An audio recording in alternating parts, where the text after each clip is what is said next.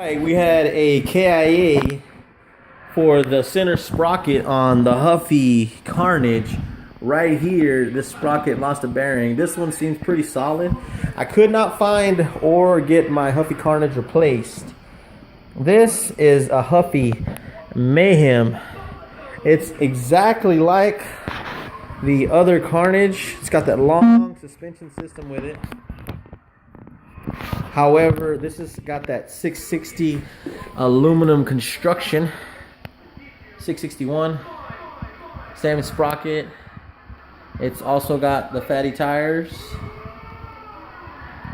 Hopefully it makes out a little better than the last one, because I rode the last bike twice. However, the Carnage, I rode it twice, but it was the best ride I've had.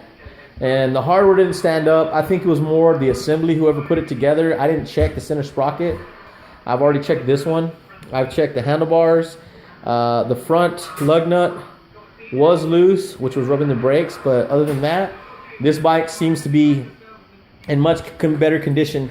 For the price that you're paying, you really can't complain too much, because this thing, as advertised, the power drive for the Huffy Mayhem is exquisite. Uphill, downhill, against the wind. I mean, urban, going over rocks, grassy alleys. I mean, this thing is a monster. It just keeps rolling. Now, the only thing I would say, Huffy, is put some disc brakes on this thing, because that tire is not meant to be slowed or stopped with binder brakes.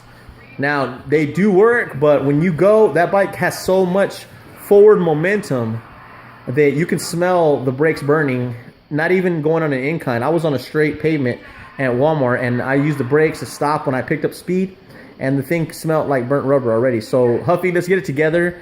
I do love the aluminum frame rather than steel. The makeup of this bike is exactly like the Carnage. I can't see too many differences. The steering is excellent. I'm not a fan of these kind of gears, Huffy. I mean, whoever decided that this shifting is good, I totally disagree. The grips, outstanding. I feel like this one has a little bit more space than my last bike. I don't know if that's true or not. I don't know the specs. But for now, this bike, I love the long suspension. I love the fat tires, and I love the soft tail suspension system. But the suspension has to be just like this one, because I tried out at least 8 bikes, and I was riding them in the store. But this one has so many different points. Like, there's a point here. There's a suspension point here. There is a bend point here, and back here. So this whole frame, it's a solid piece right here. This is, I think, where the weight goes through. You know, I like this. It feels like it keeps all your weight centered. It's so long that all your weight stays primarily right where it needs to be, whether you have the effort or not. This sprocket was so loose, it was jagged and it was shaking like during the riding. It didn't leave me stranded. I still made it home. I made it to Walmart, actually, and you know what? I got to give it up to Walmart, because the exchange, no fuss. Now, they didn't have a replacement for me, and I always recommend getting the insurance plan at Walmart, because if it doesn't break within 30 days, you have that 2 years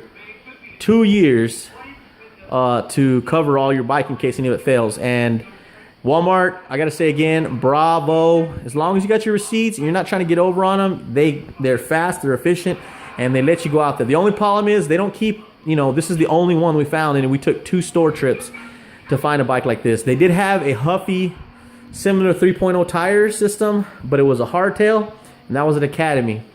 That one's $169. This one went for $179.99 plus the insurance, was just $20. Ended up being $214.34. That's $214.34. But I think it's well worth it. You know, if you're going to get a good trail bike that's going to last you, that you can enjoy riding, and it's not going to tire you out. I don't think I'll ever ride another bike that's not a 3.0. These tires, or whatever Huffy did with this system on the drivetrain, it's the momentum is just forward. Uphill, downhill, whatever, that stuff works. I'll send you some videos of me going uphill. It was a pretty steep incline. I didn't really have the speed, and the sprocket was broke, and yet it went up like Nothing. Like, I mean, if I felt like if I had a little more momentum and the sprocket wasn't broke, I feel like I would have made it completely up that hill. But here it is, the Huffy Mayhem. I'll shoot some videos.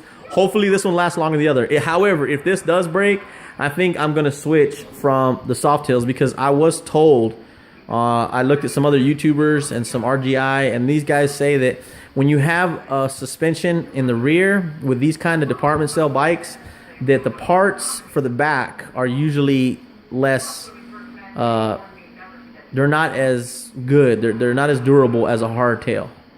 But you know, I don't know if that's true or not. I've already went through the bike and I tightened all the lug nuts and all the Allens and all the shocks. Everywhere there's a point to tighten something, I tightened it and made sure. I'm not sure if these shocks have oil in them, because they seem to just let me flow through down, but I don't think they do, because there's a hole on them. I think they're just air shocks. I don't know. I'm gonna research that and find out if they do. If any of you guys know, you know, Google it and give me a shout. But like I said, you know, life's an adventure. Be there. Ram out.